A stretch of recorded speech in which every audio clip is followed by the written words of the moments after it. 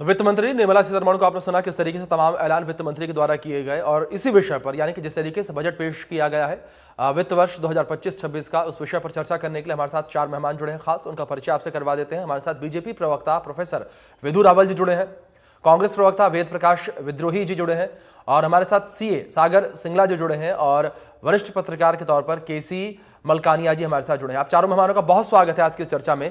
और इस चर्चा की शुरुआत में सत्ता पक्ष के प्रवक्ता से ही करना चाहूंगा। विधु साहब, सबसे पहला रिएक्शन मैं आपसे चाहूंगा कि किस तरीके से आप इस बजट को देख रहे हैं। लंबे समय से इंतजार जो है बजट को लेकर किया जा रहा था और लंबे समय से इस बात का इंतजार भी किया जा रहा था कि मध्यम वर्गीय परिवारों की ओर सरकार की निगाहें जाएंगी।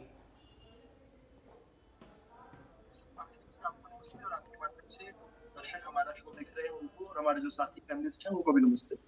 बहुत शानदार बजट है जी। आज तक के बजटीय इतिहास का सबसे बड़ा जो ऐलान है वो इस बजट में हमने देखने को हमें मिला। हमारे आलोचक भी जो थे सुबह से हमें कह रहे थे कि 8 लाख हो जाएगी क्या नॉन टैक्सेबल इनकम टैक्स जो है कितने तक पहुंचाएंगे, 8 तक पहुंचाएंगे, 9 तक पहुंचाएंगे। बोली लगाते हुए हिम्मत कर 10 भी भूल गए। लेकिन जिस प्रकार से निर्मला सीतारमण जी ने खड़े होकर ये कहा कि 12 लाख रुपए प्रति सालाना, यानी कि प्रत्येक महीने में 1 लाख तक की भी जिसकी इनकम है उससे भी सरकार कोई पर्सनल इनकम टैक्स नहीं लेना चाहती, अलग से कोई आय का कोई किसी प्रकार का कर नहीं लेना चाहती। मुझे लगता है ये बहुत बहुत बड़ा ऐलान है जिसने मुझे लगता है कि आज विपक्षियों को छुट्टी पर भेज दिया। आपसे पहले एक और शो में था, वहीं से बैगेज लेकर आ रहा हूं, तो वहां पर जो हमारे विपक्षी थे बौखला गए थे। उनको समझ नहीं आ रहा था ये 5%, 4%, 10% ओल्ड टैक्स स्लैब को उठाकर कह रहे थे, अभी 4 से 8 में 5% बता रहे थे। न्यू टैक्स रिजीम में, फिर से मैं रिपीट कर रहा हूँ, जो न्यू टैक्स रिजीम है उसमें 12 लाख रुपए तक की इनकम में, चाहे इनकम सैलरीड हो, चाहे किसी प्रकार से कोई इनकम हो, चाहे छोटे व्यवसायी की हो, मध्यम व्यवसायी भी जो है, 1 लाख रुपए तक की इनकम एक महीने में, उसको कोई टैक्स नहीं देना। हिंदुस्तान की सरकार अपने नागरिकों को कह रही है कि आप 1 लाख तक अगर महीना कमा रहे हैं तो सरकार आपसे कोई टैक्स नहीं लेना चाहती।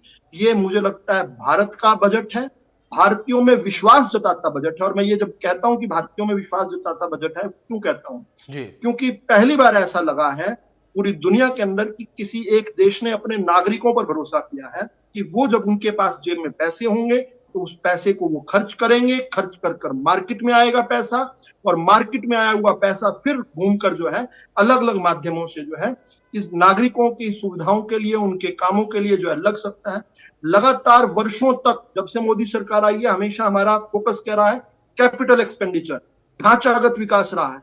इतने वर्षों तक इतना जोरदार इंफ्रास्ट्रक्चर खड़ा करने के बाद, एक बड़ी रोबस्ट इकोनॉमी खड़े करने के बाद, जो कि आज ध्यान करने की बात है जी, देखिए ये केवल 12 लाख रुपए की छूट नहीं दी गई, ये किस बैकड्रॉप में दी गई अभिषेक जी, ये ध्यान करने वाली बात है, समझने की बात है। आज पूरी दुनिया रिसेशन की चपेट में है। यूरोप 1% की विकास दर से जो है आज बढ़ रहा है, ऑस्ट्रेलिया, जापान 1% की, यूएस जो है 2.3% की, चीन जो हमसे दुगनी, कांग्रेस के जमाने में हमारे से दुगनी ग्रोथ रेट रखता था, वो आज हमसे आधी ग्रोथ रेट पर आकर खड़ा हुआ है। हमारे लिए जो प्रिडिक्शन है लगातार जो है वर्ल्ड बैंक उसको रिवाइज करते हो, अपर रिवाइज कर रहा है, तब भी मैं पूरा कर रहा हूं अपनी बात को। उस समय अगर कोई सरकार होगी, आपको कोई इकोनॉमिक एक्सपर्ट बताएगा, बोलेगा जी सारी दुनिया में रिसेशन चल रहा है, हमारी जो ग्रोथ रेट है वो 8% की बजाय 6.5% तक प्रेडिक्ट की गई है, तो इसमें तो अब कट्स लगेंगे, इसमें कुछ लाभ देने वाली है। और एक और बात ध्यान करने की, जिसको कह के खत्म कर रहा हूं अपनी बात, कि पिछला साल चुनावी साल रहा है। हम चुनाव में जब जा रहे थे, जब अंतरिम बजट पेश हो रहा था, तो जब सुबह एक्सपर्ट बैठे थे, कह रहे थे कि चुनावी बजट होगा, विपक्षी कह रहे थे, और मोदी सरकार ने वो करके दिखाया। कोई पॉपुलिस्ट बजट नहीं दिया, इतनी महत्वाकांक्षा, 400 सीटें आएंगी, पूरी करने दीजिए बात, पूरी बात करने दीजिए, सेंटेंस पूरा करने दीजिए प्लीज। जब पिछली सरकार चुनाव, जिसको ये कांग्रेस में जो गंदे तरीके से राजनीति होती थी कि चुनाव में बजट का उपयोग किया जाता था, वो ना करके चुनाव में जीत कर आए, कांग्रेस को पीट कर आए, और उसके बाद जनता को इनाम दिया, जनता को दिखाया। दोबारा करूंगा आपका, ये वाली बात अभी भी हो रही है भारत की तरफ। विधु जी, ये वाली बात अभी भी हो रही है, मैं रुख आपका दोबारा करूंगा और वेद प्रकाश जी से एक रिएक्शन ले लेता हूं मैं। वेद प्रकाश जी, अगर बात कांग्रेस नेताओं को लेकर की जाए तो यहां पर विरोध अभी भी बजट का देखने को मिल रहा है। जहां इससे पहले 10 लाख तक की मांग की जा रही थी, मोदी सरकार ने 12 लाख रुपए तक टैक्स फ्री कर दिया। किसानों को लेकर, युवाओं को लेकर, महिलाओं को लेकर तमाम ऐलान किए गए हैं। किस तरीके से आपका रिएक्शन बजट को लेकर? पहला, देखिए, जहां तक आप टैक्स रिलैक्सेशन की बात करेंगे, मिडिल क्लास को निश्चित रूप से फायदा हुआ है, और उसको भी अगर आप गहराई से अध्ययन करोगे तो ये फायदा दिल्ली विधानसभा चुनाव और आने वाला बिहार विधानसभा चुनाव के मद्देनजर भाजपा सरकार ने दिया है। पर ये निश्चित है, इसका फायदा निश्चित रूप से मध्यम क्लास को होगा। पर ये कहना कि भाई सभी की 12 लाख होगी, जहां तक मैं समझ पाया हूं, और सीए साहब बैठे हैं, ये और समझा देंगे, सभी की नहीं, सैलरी क्लास की 12 लाख तक की है। फिर आप ही बोल लीजिए, मैं चुप हो जाता हूँ। विदु जी ठीक है, इसीलिए मैं भी सागर जी के पास गया। मैं पहले सत्ता पक्ष का रिएक्शन लेने के बाद सागर जी के पास जाऊंगा चीजों को समझने के लिए। ठीक है विदु जी, ठीक है, आपको रिवर्ट कर रहा हूं। किसी प्रकार की इनकम हो, 1 लाख विदु जी इंटरप्ट मत करिए।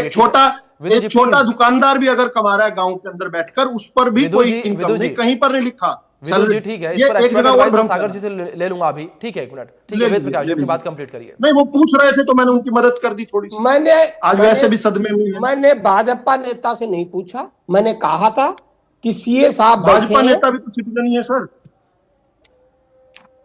बात रखिए अपनी पूरी। विदु जी प्लीज आप टोकिए मत। मुझे पता है सदमे में है आज, कोई बात नहीं। चर्चा को मैं संचालित मैं सदमे में नहीं हूं। विदु जी, मैंने तय कर रखा है, नम्रता से मैं आपसे ये बात कह रहा हूं कि इस चर्चा को संचालित मैं कर रहा हूं, आप नहीं। तो प्लीज जब आपकी बारी आए तब अपनी बात कंप्लीट करिएगा। और मैंने पहले टाइम दे दिया था, इसलिए केवल मौजूद हूं। अगर ये बजट की बहस नहीं होती और आप डिबेट में होते तो मैं उस डिबेट में शामिल ही नहीं होता। चलिए ठीक है, वेद प्रकाश जी मुद्दे पर आते हैं। ठीक है वेद प्रकाश जी, ठीक है, और ये मैंने इंडिया न्यूज को भी बता रखा था। ठीक।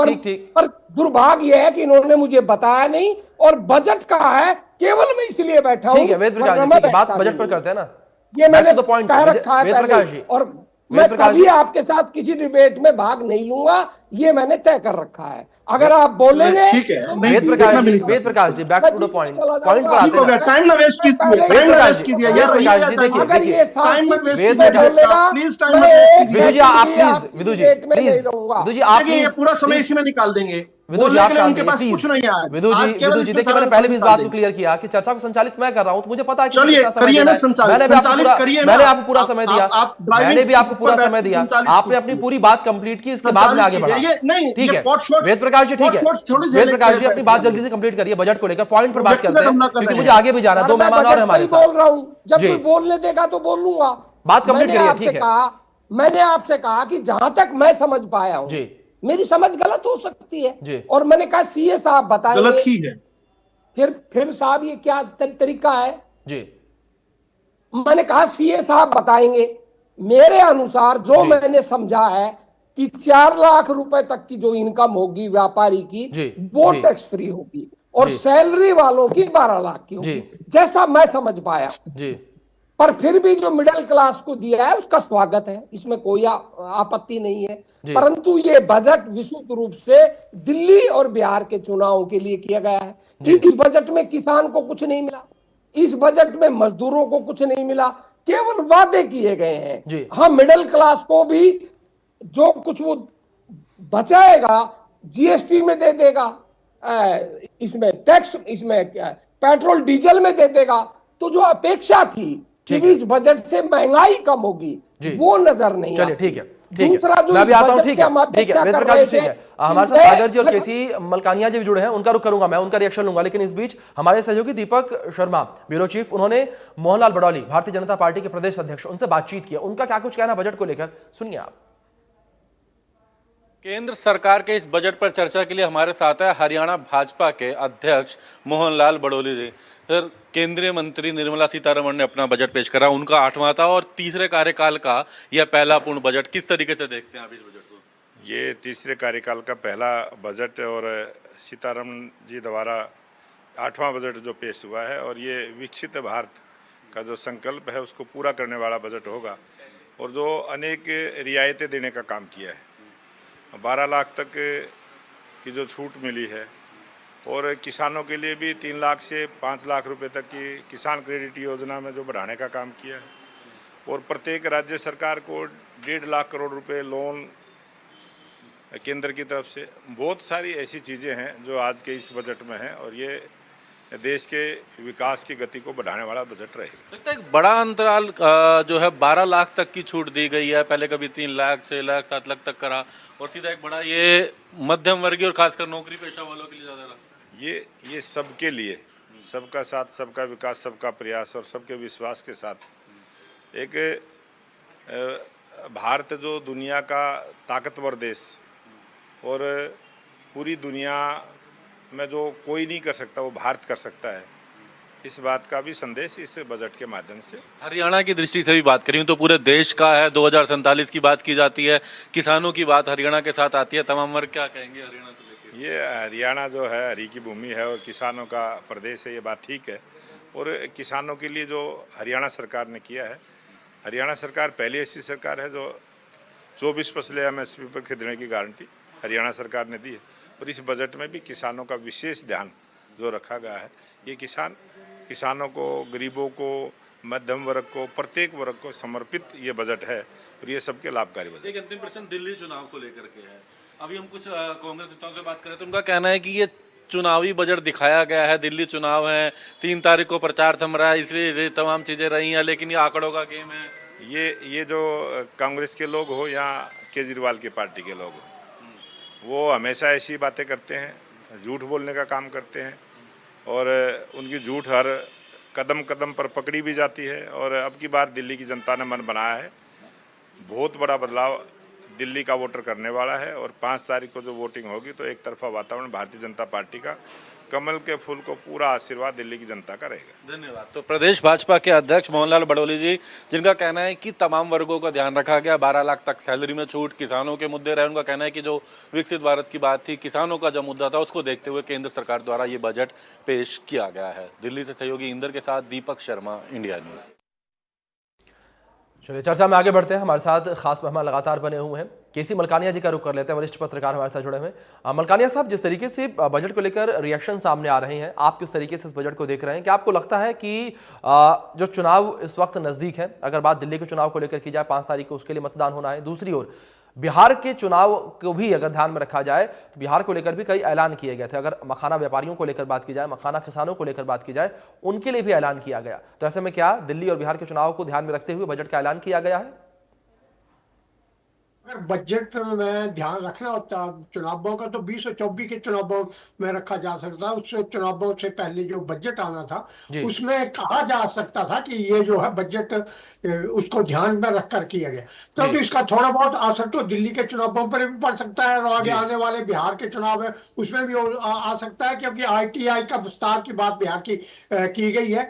इसके साथ साथ बजट में मिडिल वर्ग का जो है उसका काफी ध्यान रखा है। जो इनकम टैक्स की रेशो है 12 लाख तक कोई टैक्स नहीं देना पड़ेगा, तो इससे जो मिडिल क्लास है उसको काफी लाभ होगा। इसके साथ साथ ये बात की जा रही थी कि जैसे जैसे फ्री की रेवड़ियां बांटी जा रही, लोगों को इतनी सुविधाएं दी जा रही, तो उससे लगता था कि टैक्स में उसको इसमें इतनी छूट नहीं दी जाएगी, परंतु इसका ख्याल रखा गया। इसके साथ साथ जो कैंसर के मरीज हैं, जो देखते हैं हम कि आजकल पेस्टिसाइड बढ़ रहा है, प्रदूषण बढ़ रहा है, उससे कैंसर मरीजों की जो संख्या बढ़ रही है, तो उसके लिए 36 दवाइयां जो है कैंसर की जो उसको टैक्स सस्ती कर दी है, मुफ्त कर दी गई है। 200 के करीब डे केयर सेंटर जहां कीमो वगैरह होती है वो खोले जाने की बात की गई है। तो इस प्रकार जो कैंसर के रोगियों को थोड़ी सी राहत मिली है। युवाओं के लिए IT सेंटर खोलने की 500 के करीब से और सीटें देने की बात की गई है, तो इससे रोजगार के साथ पड़ेंगे और 10,000 के करीब मेडिकल की सीटें बढ़ाने की बात की गई है। तो इससे मेडिकल फैसिलिटी को भी फर्क पड़ेगा और युवा वर्ग को फर्क पड़ेगा। इस बजट में सबका ध्यान रखा गया। अब जब बजट होता है तो किसी ना किसी को तो लाभ होता है। चुनाव आते रहते हैं, जाते रहते हैं। अब ये साफ है कि दिल्ली के चुनाव है तो मिडिल वर्ग को कुछ फर्क पड़ेगा, तो उसको थोड़ा बहुत लाभ हो सकता है, परंतु अब ये नहीं कह सकते कि ये पूर्णतः चुनावी बजट है या बिहार को देखकर देखकर बनाया गया या दिल्ली के चुनावों को देख के बनाया गया। ये जो बजट है लॉन्ग टाइम चलेगा, तो इस कारण हम समझते हैं कि युवा वर्ग को, महिलाओं को और किसानों का भी कुछ ख्याल रखा गया है, और ये बजट जो है करीब करीब सभी को लाभ देने वाला बजट है। चलिए ठीक है, सभी को लाभ देने वाला बजट यहाँ पर मलकानिया साहब बता रहे हैं। अब सागर सिंगला जी का रुख कर लेते हैं। इसकी हैं सागर जी, आपके भी कई सारे क्लाइंट्स होंगे, अपनी अपनी समस्याओं को लेकर आपके पास आते होंगे, अपनी समस्याओं को बताते होंगे, तो जाहिर तौर पर इस बजट को आप अच्छे से समझ सकते हैं और जो आपके क्लाइंट्स थी, जो उनकी दरकार थी, उसको आप समझ सकते हैं। क्या सागर साहब, जो मांग लोगों की थी लंबे समय से, उन मांगों पर यह बजट खरा उतरा है? नमस्कार सारे दर्शकों को। मैं सर एक चीज कहना चाहूंगा कि बजट जो इस बार आया है वो एकदम अनएक्सपेक्टेड बजट था जी। मतलब जिसने लोगों ने, एक आम आदमी ने कभी सोचा नहीं था कि भाई एक एक्सपेक्टेशन होती है किसी भी बजट से कि हर साल कुछ ना कुछ स्लैब बढ़ता रहे, यानी कि 50 हजार बढ़ता रहे। मतलब एक अगर आम आदमी की बात करी जाए तो सर ऐसा लगा जैसे आम आदमी को ही इन्होंने लॉटरी लगा दी है जी।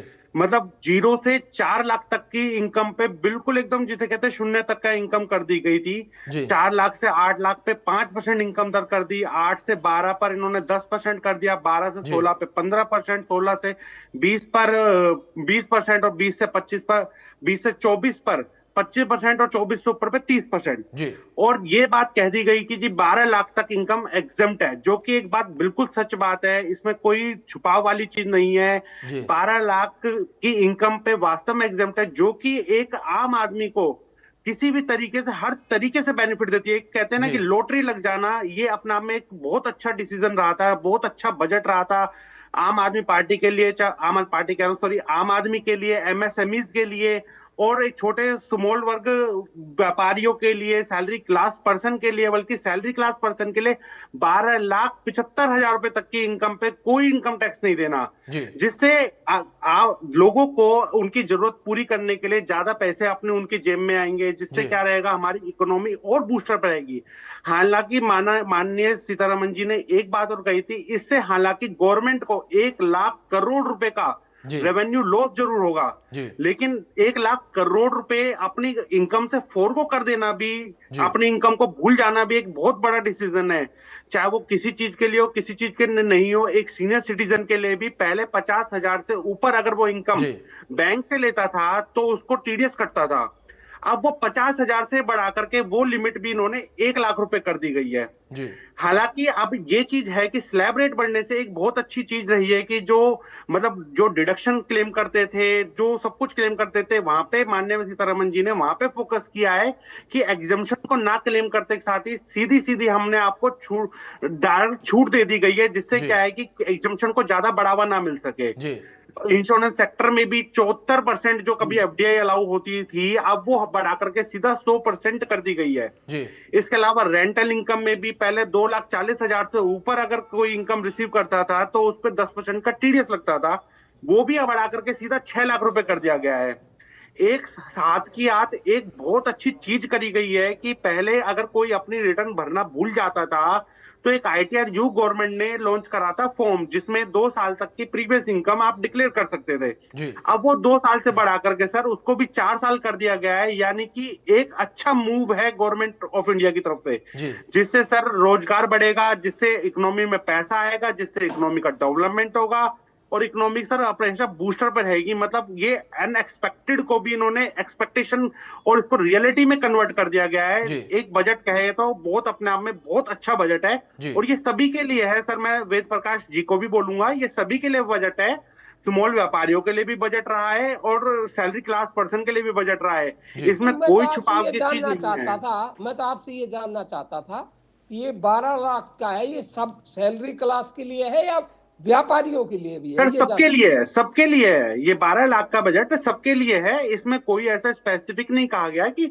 सैलरी क्लास के पर्सन को ही दिया जाएगा या किसी के लिए दिया जाएगा। यानी कि कोई भी अगर इंडिविजुअल, यानी कि कोई भी अगर अपना इनकम अर्न कर रहा है अप टू 12 लाख तक, तो सर कोई भी उसको टैक्स भरने की जरूरत नहीं है। मतलब ये बजट वास्तव में मेरा अनएक्सपेक्टेड था। जब ये बजट मैं लाइव सुन रहा था तो मैं खुद भी चौंक गया कि मतलब 50,000 की डिडक्शन एक नॉर्मली सरकार बढ़ाती है, सीधा इन्होंने एग्जम्पशन लिमिट सीधी 7 लाख तक जो इनकम एग्जम्प्ट हुआ करती थी की थी 12 लाख कर दी। मतलब बिल्कुल। इतना एक्सपेक्टेड, मतलब गवर्नमेंट ने ऐसा लगा है कि मतलब लॉटरी निकाल दी है सब लोगों की। मतलब ये जी बजट मैं रियलिटी सराहना दूंगा, इस बजट को बहुत अच्छा बिल्कुल। बजट पेश किया चलिए गया बिल्कुल है, सागर जी, अनएक्सपेक्टेड जाहिर तौर बजट पर लोगों की लॉटरी जो है इस बजट के माध्यम से लग गई, जिस तरीके से आपने भी जिक्र किया, जाहिर तौर पर 7 लाख से सीधा 12 लाख, यानी कि 5 लाख रुपए सीधे सीधे बढ़ाए गए हैं। और विधु रावल जी का रुख फिर से करेंगे, लंबे समय से वो भी कुछ कहने का प्रयास कर रहे थे। विधु जी, वैसे मुझे लगता है कि जो आप कहने का प्रयास कर रहे थे उस बात का जवाब सागर जी ने दे दिया है, लेकिन जाहिर तौर पर देश की जनता देगी जवाब। तो जी देश की जनता दे रही है जवाब, और लगातार दे रही है, और इसलिए दे रही है। देखिए, समझने की कुछ विषय, मैंने एक तो बताया था कि बैकड्रॉप क्या है। जी जब आकर इकोनॉमिक एक्सपर्ट यहाँ पर आपको बताकर कह रहे हैं कि हम भी चौंक गए, यानी एस्पिरेशंस जो थी उससे भी आगे बढ़कर दिया। उसका बैकड्रॉप है कि पूरे दुनिया के अंदर ग्लोबल जो रिसेशन है वो फैला हुआ है, ग्लोबल इन्फ्लेशन जो है वो ऑल टाइम हाई पर है, दुनिया के अंदर इतनी जबरदस्त तरीके से महंगाई बढ़ रही है, इतने लोएस्ट ग्रोथ रेट देख रहे हैं हम पूरी दुनिया के अंदर। उसके बैकड्रॉप में एक सरकार आती है और मतलब मैं हैरान हूं किस प्रकार से साहस जुटा लेते हैं कांग्रेस वाले। हालांकि ये तो पर्सनल अटैक करते हैं, मैं सीधा पार्टी पर ही बात करता हूं कि कैसे साहस जुटा लेते हैं यहाँ पर आकर बैठकर इस बजट की भी आलोचना करने के लिए। इसके लिए तो खास विशेष रूप से जो है कुछ ट्रेनिंग मिलती होगी। देखिए, 5 साल में हर जगह पर चुनाव होने हैं, 1 नेशन 1 इलेक्शन का ये लोग विरोध करते हैं, लेकिन 5 सालों में सबसे कम इलेक्शन किस साल में होने हैं? इसी साल में होने। और उस साल में ये बजट दिया। मतलब मैं, चलो बजट नहीं समझ पाए, थोड़ा गुस्सा सदमा जो मर्जी लगा लीजिए आ गया होगा, लेकिन मैं हैरान इस बात को लेकर हूं कि मेरी बात भी नहीं सुनी। जब खुद प्रधानमंत्री जी, केंद्र सरकार अपने बहुत महत्वाकांक्षी टारगेट लेकर 400 सीटों का टारगेट लेकर जो है जब चुनाव में जा रही थी, तब नहीं दिया ये जो सौगात है, ताकि ये खड़े होकर कहें जी ये चुनावी बजट है। क्योंकि everything looks yellow to a jaundice eye. इनकी आंख और इनकी जो दृष्टि है वो केवल और केवल राजनीतिक रही है। इसलिए ये जनता को सौगात भी देते थे तो ये देखते थे कि उसके बदले हमें क्या मिल रहा है। ये देश की सोच वाला जब देश को प्रधानमंत्री मिला ना, तो ये सोच बदलनी पड़ेगी, लेकिन जो कांग्रेस ही रह गया उसकी तो सोच वही रहेगी ना। अब ये बड़ा महत्वपूर्ण सवाल है कि ये पैसा निकल कहां से रहा है। ये जो लगातार हम देख रहे हैं कि इंफ्रास्ट्रक्चर डेवलपमेंट की बात हो, चाहे उड़ान योजना के तहत हमने देखा कि कैसे 74 एयरपोर्ट छोड़कर गए थे इतने 70 सालों में लोग, आज वो बढ़कर 150 से ऊपर हो चुके हैं। पोर्ट्स की बात हो, हाईवेज की बात हो, शिपवेज की बात हो, नमो भारत की बात हो, चाहे बात वंदे भारत की हो, ये कैसे हो रहा है? ये ऐसे हो रहा है कि देश की जनता ने 14 में एक बहुत बड़ा फैसला कर लिया, लुटेरों को, खुशेरों को अपनी सत्ता से बाहर निकाल दिया। और इसलिए आज ये बिलबिलाए घूम रहे हैं, बौखलाए घूम रहे हैं। इनकी बातों में सुनिए, ये डिबेट नहीं छोड़कर जाते, लेकिन बार बार धमकियां देते हैं, डिबेट छोड़ देंगे, डिबेट छोड़ देंगे। समय बचाइए, कुछ रिफ्लेक्ट कीजिए, पढ़िए। लेकिन बड़ी बात क्या है कि इनको किसान और मजदूर के लिए भी नहीं दिखता। मैंने जिस प्रकार से इन्होंने अपनी बात सीएस साहब की बात रोककर उनसे सवाल किया था, मैं ठीक इनको करेक्टिव तो कर रहा था। इतना आप अंदर से जितना मर्जी जहर लेकर भरे हुए हो, उसको प्रदर्शित करने की आवश्यकता थोड़ी है। आप जो आपने अभी भी किया यहाँ पर, देखिए बड़ी बात यह है कि जो कृषि जो क्रेडिट कार्ड है वो किसके लिए है? बिल्कुल किसान के लिए साहब। बेसिक जानकारी है, तो 3 लाख से बढ़कर 5 लाख हो गया, किसके लिए हुआ? अच्छा, गिग वर्कर्स क्या होते हैं मैं अगर पूछूं तो नहीं बता पाएंगे, ये पढ़ लीजिएगा एक बार, गिग वर्कर्स क्या होते हैं। वो गिग वर्कर्स के लिए किस प्रकार से सामाजिक सुरक्षा के लिए, यानी अनऑर्गेनाइज सेक्टर का भी ध्यान रखा गया है, उनके लिए भी 1 करोड़ गिग वर्कर्स के लिए बात हो रही है। चाहे बात लाइफ सेविंग ड्रग्स को लेकर हो रही है, और केवल यही नहीं, ये कब हो रहा है जबकि आयुष्मान कार्ड दुनिया की सबसे बड़ी जो हेल्थ व्यवस्था है, 38 करोड़ आयुष्मान कार्ड भारतीयों को देने के बाद, उनको अपनी हेल्थ के प्रति जो है इंश्योर्ड करने के बाद उनको 1 रुपया नहीं खर्चना। 82 करोड़ भारतीयों को अपने अन्न की चिंता नहीं है। शाम को कहां काम करके वो जाएंगे, आज दिहाड़ी मिलेगी, कल मिलेगी, लेकिन घर में जो है चूल्हा नहीं बुझने दिया है। इसकी जिम्मेदारी किसने उठाई? देश के प्रधानमंत्री ने। एक और बेसिक फर्क है, जो ये ऑक्सफोर्ड और हार्वर्ड, अभिषेक जी प्लीज पूरा तो करने दीजिए ना। जो ऑक्सफोर्ड और हार्वर्ड पढ़े हुए, कैम्ब्रिज पढ़े हुए जो लोग हैं, जो लिखे पढ़े लोग हैं, और वो पढ़े लिखे लोगों में अंतर क्या होता है? दुनिया के अंदर जब कोविड की व्यवस्था, जब कोविड आया, महामारी आई, तो दुनिया ने क्या किया? दुनिया के देशों ने, बड़े बड़े देशों ने ऐसे ऐसे अच्छे अच्छे सलाहकार लेकर, मोहम्मद यूनिस टाइप के, उन्होंने करेंसी को छापना शुरू किया। करेंसी को, छापी हुई करेंसी को जनता में डिस्ट्रीब्यूट किया। आज वो सारे देश जो है बर्बाद होने की कगार पर खड़े हैं, क्योंकि मार्केट के अंदर उन्होंने इन्फ्लेशन बढ़ा दिया। आज जब मैं और आप बात कर रहे हैं, भारत की सबसे ज्यादा तेज बढ़ती हुई इकोनॉमी है, सबसे रोबस्ट इकोनॉमी है, हमारे फंडामेंटल्स ठीक है, सबसे कम दुनिया में महंगाई दर है तो यहाँ पर है, सबसे ज्यादा हमारे फॉरेक्स रिजर्व जो हमारे फॉरेन रिजर्व्स जो हैं, फॉरेक्स रिजर्व्स जिनको कहते हैं, वो सब पूरा तो करने दीजिए सर अभिषेक जी। सर देखिए समय की बात बाध्यता हमारे साथ पूरा सेंटेंस पूरा कर लेता हूँ, चलो अगली बार करेंगे। जो ये छोड़कर गए थे 303 हमारे 303 मिलियन यूएस डॉलर छोड़कर गए थे, वो सितंबर 2024 तक आते 708 बिलियन यूएस डॉलर हो गए, यानी दुनिया में। और ये कब? जब हम अपने तेल को जो खरीद रहे हैं वो रुपए से खरीद रहे हैं। अब इनको बड़ी दिक्कत है कि पेट्रोल और डीजल, जहां इनकी सरकारें बनते ही 3 रुपए। बिल्कुल विदु जी, जाहिर तौर पर विकसित भारत का सपना जो हम लोग देख रहे हैं उसे साकार करने के लिए लगातार काम भी हो रहा है। मैं चर्चा पर फिर लौटूंगा। इस बीच गुरुग्राम से हमारे सहयोगी गुलशन ग्रोवर जुड़े हैं, एक बार उनका रुख कर लेते हैं। गुलशन, मैं आपका रुख करूंगा, और क्या तस्वीर इस वक्त गुरुग्राम में देखने को मिल रही है? किस तरीके से, अगर बात गुरुग्राम को लेकर की जाए, एक ऐसा हब है जहां पर नौकरी पेशा लोग ज्यादा हैं और लोग नौकरी से जुड़े हुए हैं, तो ऐसे में जाहिर तौर पर उन्हें लाभ हुआ है। किस तरीके से रिएक्शंस निकलकर सामने आ रहे हैं? आपने ठीक कहा कि वित्त मंत्री निर्मला सीतारमण ने जैसे ही अपना आज बजट पेश किया, और बजट पेश करने के बाद लोगों को काफी उम्मीद थी कि उनको इनकम टैक्स में राहत मिलेगी, और जैसे ही 13.25 लाख तक अब कोई भी इनकम टैक्स जो रिटर्न है वो उसका कुछ नहीं देना पड़ेगा, तो इस पर ज्यादा खुशी जो है उन नौकरी पेशा लोगों में आ रही है जो पहले टैक्स भरते थे। किस तरह से देखते हैं इस बार जो वित्त मंत्री निर्मला सीतारमण ने बजट पेश किया? बताइए। इसकी वजह से अब हमें 13.25 लाख तक का टैक्स नहीं भरना पड़ेगा, इलेक्ट्रिक डिवाइसेस पे हमें मिलेगी, तो उसकी वजह से यंग एडल्ट्स को एंटरप्रेन्योरशिप में थोड़ी मोटिवेशन मिलेगी या सपोर्ट मिलेगी।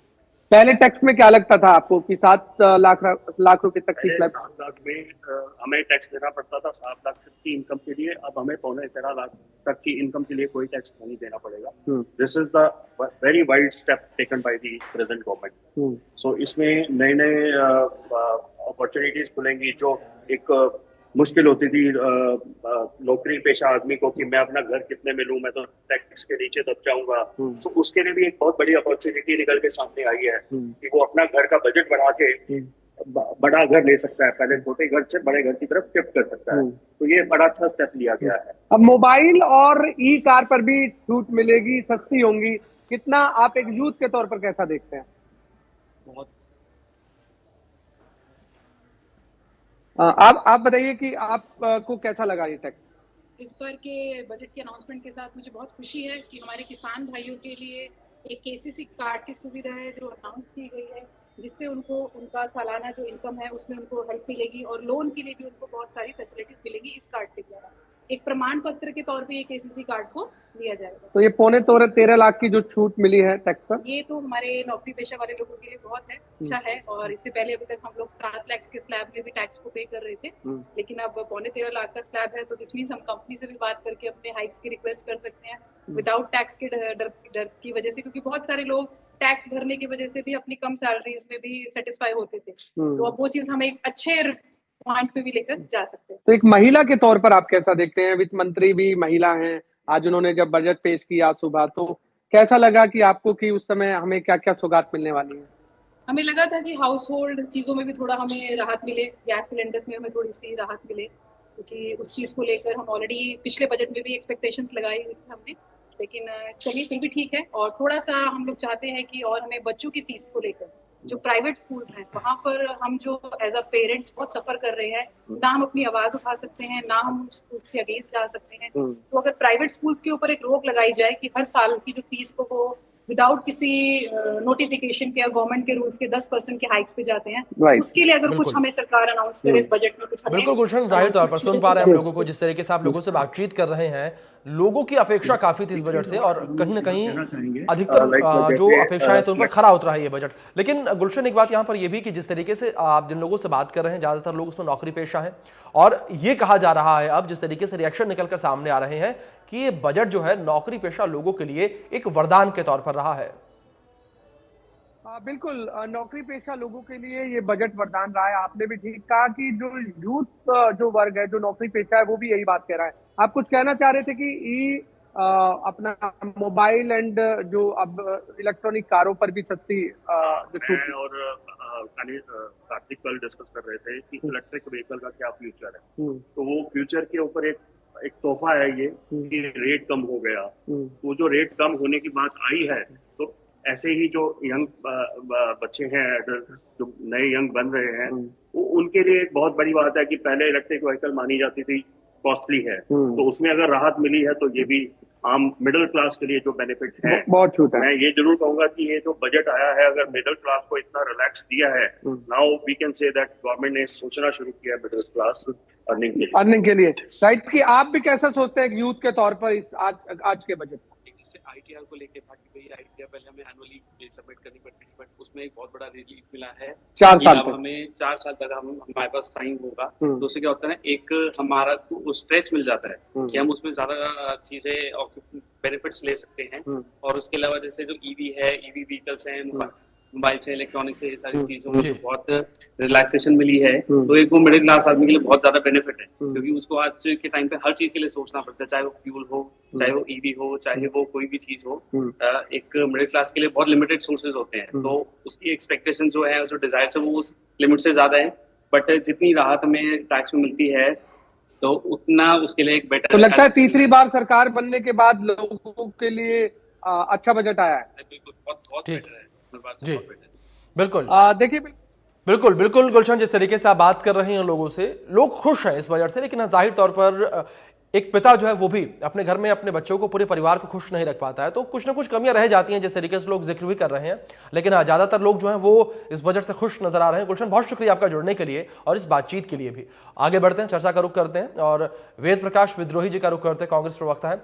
वेद प्रकाश जी, मैं आपसे ये समझना चाहूंगा कि अब आखिर विरोध किस चीज का इस बजट को लेकर, क्योंकि किसानों पर फोकस रखा गया है। जिस चीज का सबसे ज्यादा विरोध किया जा रहा था, टैक्स स्लैब का, आप लोग कह रहे थे कि 8 से 10 लाख कर दिया जाए, और मोदी गवर्नमेंट ने उसे 12 लाख तक पहुंचा दिया। अब किसी चर्चा का विषय नहीं रहा वो। अगर बात हम हेल्थ सेक्टर को लेकर करें, तो हेल्थ सेक्टर को लेकर भी काम किए जा रहे हैं, और यहां तक कि कैंसर को लेकर भी काम किया जा रहा है। कई ऐसी दवाएं हैं जिन्हें टैक्स फ्री कर दिया गया, यानी कि 1% या 1 रुपया भी कह लें कि टैक्स उस पर नहीं लगेगा। अब मैं ये समझना चाहता हूं आपसे कि आखिर विरोध किस चीज का? मैंने मिडिल क्लास का जो भी सरकार ने राहत दी, उसका स्वागत किया कि अच्छा कदम है, पर केवल मिडिल क्लास के साथ और भी बहुत लोग हैं। अब किसान की बात लीजिए, किसान क्रेडिट 3 से 5 लाख कर दिया, ठीक है, पर उसका क्या कर्ज बोझ घटेगा? जो ब्याज उसको देना पड़ेगा वो तो उतना ही है।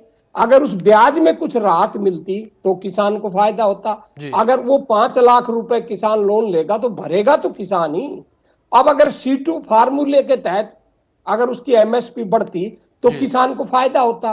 अब किसान की लागत तो बढ़ती जा रही है, फसल लागत, और उसको जो भाव सरकार दे रही है वो उस लागत के अनुकूल नहीं है। हालांकि सरकार C1 फार्मूले के तहत MSP देकर दावा ये करती है कि उसने किसान को बहुत फायदा दे दिया। अब एग्रीकल्चर के अंदर कितना बजट दिया? अब क्या हो रहा है पिछले 10 सालों से? किसानों के लिए 11 ऐलान किए गए हैं, बड़े ऐलान है ये। मैं उसी पर आ रहा हूं।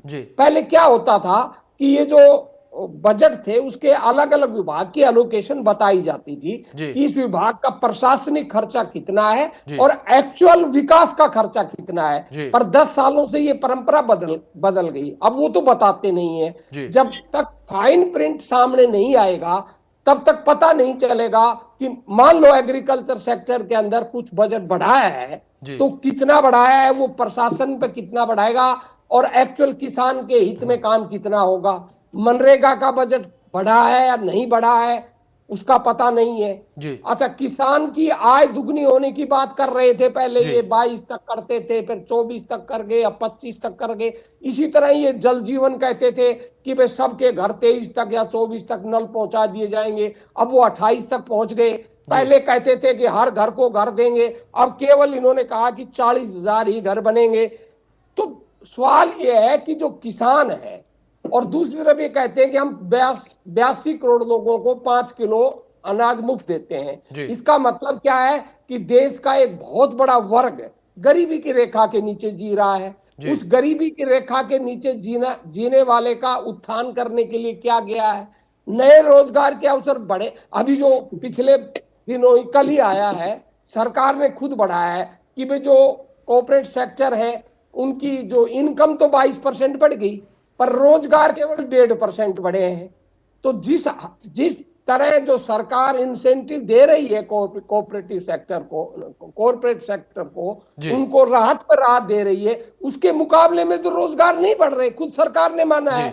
अब मेरे भाजपा के साथी ने कह दिया भाई कांग्रेस के जमाने में बहुत कम थी जीडीपी ग्रोथ। अब खुद सरकार के आंकड़े बताते हैं कि कांग्रेस के जमाने में 10 साल के अंदर जीडीपी ग्रोथ 6.8% थी, 10 साल की औसत 6.8।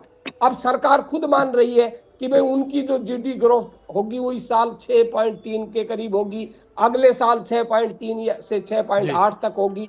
इसका मतलब है जीडीपी ग्रोथ जो सरकार हमारी बढ़ रही है वो कांग्रेस के जमाने जितनी भी नहीं बढ़ रही। दूसरा, रुपए का जो अवमूल्यन हो रहा है, जितना रुपए का अवमूल्यन होगा तो स्वाभाविक है अर्थव्यवस्था पर दबाव होगा। डॉलर के मुकाबले में जो 2014 में 58 रुपया होता था, आज वो 86 रुपए हो गया, 87 रुपए होने वाला है।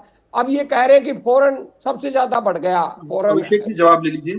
परंतु सरकार ने जो खुद सरकार ने कल जो रखा है इकोनॉमिक सर्वे, उसमें खुद बताया गया है कि पिछले 1 साल में हमारे पास फॉरेन रिजर्व सबसे कम है। तो सरकार के जो आंकड़े हैं, जो सरकार ने खुद अपने इकोनॉमिक सर्वे में रखे हैं और जो दावे हैं उनमें फर्क है। ठीक है। और जो मैं खत्म कर विद्रोही जी, मतलब जो बातें कही जा रही हैं, जो आंकड़े रखे जा रहे हैं, उसमें काफी अंतर ही आपके कहने का मतलब है। ठीक है, ठीक है, इस पर विद्रोही से रिएक्शन हुआ, लेकिन छोटा सा रिएक्शन मलकानिया जी का लेता हूं मैं। ठीक है, आ रहा हूं मैं। मलकानिया जी, जिस तरीके से यहाँ पर बात की गई है कि व्यापारियों के लिए 10 ऐलान किए गए हैं, किसानों के लिए 11 ऐलान किए गए हैं, और दूसरी ओर अगर बात युवाओं को लेकर करें, युवाओं को लेकर भी 11 ऐलान किए गए हैं। दूसरी ओर बुजुर्गों के लिए 6 ऐलान किए गए, महिलाओं के लिए 2 बड़े ऐलान किए गए हैं, और साथ ही साथ अगर मध्यम वर्ग को लेकर बात की जाए तो मध्यम वर्गीय परिवारों के लिए 13 ऐलान किए गए हैं। तो मलकानिया जी, ये मिला जुला बजट सामने आया है, हर वर्ग को साधने का प्रयास इस बजट में किया गया है, और मुझे लगता है मलकानिया जी ये बड़े लंबे समय के बाद ऐसा बजट आया है जिसको मध्यम वर्गीय परिवारों पर टारगेट किया गया, जिसको फोकस किया गया। क्योंकि हर बार ये देखा जाता था मलकानिया साहब कि जो निचले स्तर के लोग थे, जो गरीब लोग थे, उन पर टारगेट रहता था बजट, उनको फायदा मिलता था, ऋण माफी होती थी, कर्ज मिलता था, किसानों को कर्ज मिलता था, ऋण माफ होते थे, या फिर जो व्यापारी होते हैं उन्हें माफी मिलती थी कर्ज में, या फिर अन्य प्रकार से उन्हें फायदा मिलता था। लेकिन सबसे बड़ा टॉपिक होता था मध्यम वर्गीय परिवारों का। वो बेचारे बीच में पिसे के पिसे रह जाते थे और वो किसी भी लाभ से वंचित रह जाते थे। मलकानिया साहब, आपको लगता है कि अब जो वो कमी थी वो दूर हुई है? नहीं, मैंने पहले कहा था कि इस बजट में हर एक वर्ग का ख्याल रखा गया है और हर वर्ग को कुछ ना कुछ दिया गया है। पहले ऐसा होता था कि जो निचला वर्ग था उसको तो कुछ ना कुछ हर बजट में दिया जाता था, मध्य वर्ग को जो था वो बहुत कम राहत मिलती थी। अब इस बजट में जो है, जो नौकरी पेशा लोग हैं उनको भी राहत मिली है, युवा को मिली है। अब जैसे 10,000 मेडिकल की सीटें होंगी तो 10,000 नए डॉक्टर निकलेंगे, तो डॉक्टरों की जो कमी है वो पूरी होगी। 500 सीट जो है वो आईटीआई के क्षेत्र में रखी है, या बिहार में आईटीआई का विस्तार की बात रखी, तो इससे रोजगार के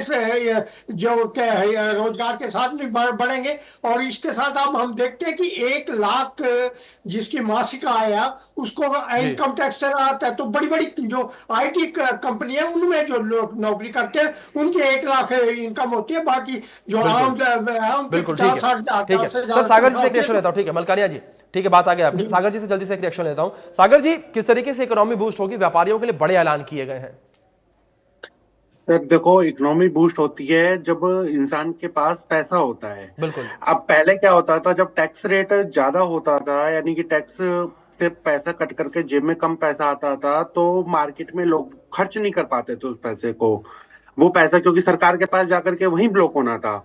आज की डेट में जब इनकम 12 लाख तक एग्जम्प्ट कर दी है, तो लगभग अराउंड 80,000 से 1 लाख रुपए तक सालाना इंसान अब सेव कर पाएगा। उस पैसे को सेव करके वो कहीं ना कहीं एक्सपेंड ही करेगा। जब एक्सपेंड करेगा तो इसी के थ्रू हमारी इकोनॉमी हमेशा ही ग्रो करती चली जाएगी। नहीं, मार्केट में जब पैसा दौड़ने लगेगा तो हर चीज अपने हिसाब से मार्केट में कैप्चर करी जाएगी, मार्केट बूस्ट होगी, उसी तरीके से इकोनॉमी होगा, हर किसी के पास पैसा आने लगेगा। तो सिर्फ इसी वजह से टैक्स का एक सबसे बड़ा रोल प्ले होता है सर इंडिया के अंदर, कि भैया टैक्स अगर रिलीफ कर दिया जाए तो वो पैसा जो बचता है जेब के अंदर तभी खर्च करने लायक होता है। अगर मान लो मैं 100 रुपए कमा रहा हूँ, अगर 30 रुपए टैक्स में भर दे रहा हूँ तो मैं 70 रुपए खर्च कर पाऊंगा, जबकि 70 रुपए मेरी रोजमर्रा जरूरत के लिए खर्च होगा। अब जब 100 रुपए कमा रहा हूँ और मेरे को 90 रुपए मेरी जेब में आ रहा है, तो 20 रुपए जो मेरे को बचेगा उसे मैं अपनी जरूरतमंद चीजों के अलावा भी कहीं और जगह खर्च कर पाऊंगा। तो इस तरीके से सर अपनी इकोनॉमी एक तरीके से बूस्ट पे जानी चाहिए सर। जी बिल्कुल। चलिए, आप चारों मेहमानों का बहुत शुक्रिया इस चर्चा में शामिल होने के लिए, अपना कीमती वक्त इंडिया न्यूज हरियाणा को देने के लिए। बजट को लेकर जिस तरीके से प्रतिक्रियाएं सामने आ रही है, जहां मध्यम वर्गीय के लोगों को बात की जाए, उन परिवारों को लेकर बात की जाए जो लंबे समय से वो मांग कर रहे थे, वो मांग कहीं ना कहीं पूरी होती नजर आई है। और मध्यम वर्गीय परिवारों को लेकर कई ऐलान किए गए हैं और इन ऐलानों से अब मध्यम वर्गीय परिवार खुश है और लगातार रिएक्शंस जो है वो भी निकलकर सामने आ रहे हैं। इंडिया न्यूज हरियाणा लगातार आप तक ये अपडेट, ये रिएक्शंस पहुंचाता रहेगा। आप बने रहे इंडिया न्यूज हरियाणा के साथ। वक्त छोटे से ब्रेक का।